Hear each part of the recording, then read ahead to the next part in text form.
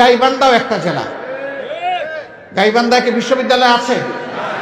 Medical college আছে? কারিগরি মহাবিদ্যালয় আছে? কিছুই নেই। এগ্রিকালচার ইউনিভার্সিটি আছে? নাই। কিন্তু গাইবান্ধায় থাকবে না কেন? গাইবান্ধা কি বাংলাদেশের অংশ নয়? গাইবান্ধার মানুষের কি মুক্তিযুদ্ধ এবং এই 24-এর স্বাধীনতা সংগ্রামে কি কোনো অংশগ্রহণ নেই?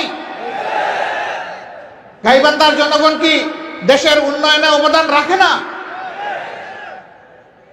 যদি তাই হয়ে থাকে তাহলে এই বৈষম্যের অবশ্যই আমরা অবসান চাই।